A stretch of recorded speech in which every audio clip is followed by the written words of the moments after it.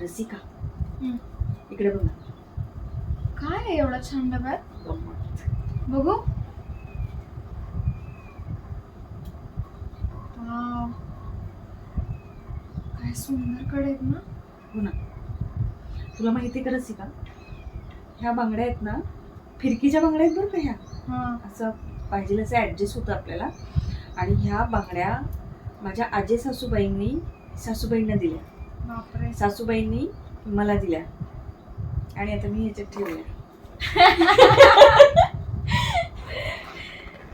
का ग बिझी आहेस का फार? आहे थोडंसं, म्हणजे घरातलं काम, ऑफिसचं काम, असं कधी कधी वाटतं 2 दगडांवर पाय ठेवता ठेवता धपकन पडू नये. बरोबर आहे. त्यामुळे जरा असं जबाबदाऱ्यांचा आणि कामाचा पण बराचसा लोड येतो.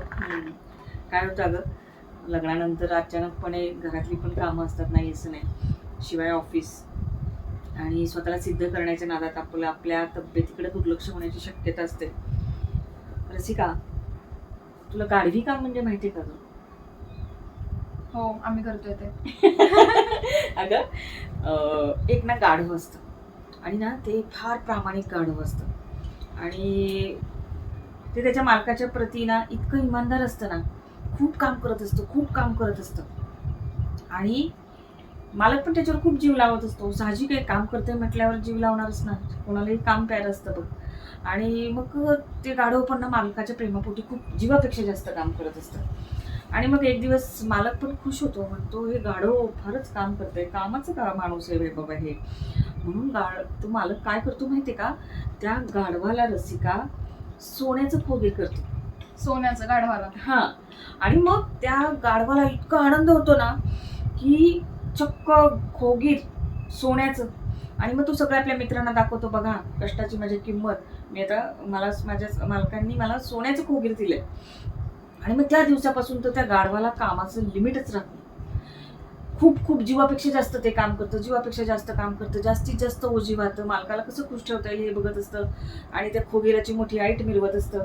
आणि मग एक दिवस मग शरीर आपलं हे करायला सुरुवात करते, तक्रारी. आणि मग गाढव आजारी पडायला लागतं आणि मालकाला आता थोडंसं वाईट वाटतं की आता काम कमी व्हायला लागले, पण गाढवाचा पर्याय उरत नाही गाढवाकडे आणि गाढव आता हळूहळू खंगायला लागले. आणि मग एक दिवस मात्र गाढव अगदी जागेवरच बसतं, त्याच्याने काहीच होत नाही. आणि मग मालकाला खूप राग येतो, पण काही बोलत नाही. आणि मग हळूहळू त्याचा चारा पाणी कमी झालेला असतो. आणि मग एक दिवस ते गाढव काम करून करून मरून जातं. मालक येतो, बघतो, अरेच्या गाढव गेलं वाटतं, कामाचं काय करायचं. गाढव तो बाकी मालक फारसा विचार करत नाही, ते खोगीर उचलतो आणि एका तरुण गाढवाच्या पाठीवर देतो आणि ते तरुण गाढवाला कामाला जुंपतो. हे बिचारं गाढव कामापायी मरून गेलं. म्हणजे असं असतं बघ, गाढवी काम करणं. घोडा बघितलायस का तू? घोडा आवश्यक तेवढंच काम करतो आणि नंतर मात्र स्थिर उभा असतो, स्वतःला विश्रांती घेतो. म्हणून माणसं म्हणतात की प्रगती करायची तर घोड्यासारखी प्रगती करायची, स्वतःची तब्येत सांभाळत प्रगती करायची, गाढवासारखे कष्ट करायचे नाहीत. आणि म्हणून मला देखील असं सांगावंसं वाटतं तुला की तुला हे काम, घरातली कामं, शिवाय तुझे पर्सनल तुझ्या ज्या काही कला आहेत ह्या सगळ्यांना वेळ देताना गाढवासारखं होऊ नकोस.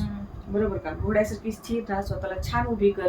आणि तुला देते आज ह्या बांगड्या, पण हे गाढवाचं खोगीर समजू नकोस. मी देखील कधी समजले नाही, त्यामुळं ह्या बांगड्या तू घालाव्यास असं मला वाटतं. आणि हे आपल्या आजी सासूबाईंचं प्रतीक. नक्कीच. स्वतःला सिद्ध करत छानपैकी समाजामध्ये उभी राहा आणि गाढवी काम कधीही करू नकोस, सिद्ध हो. Smart work. येस.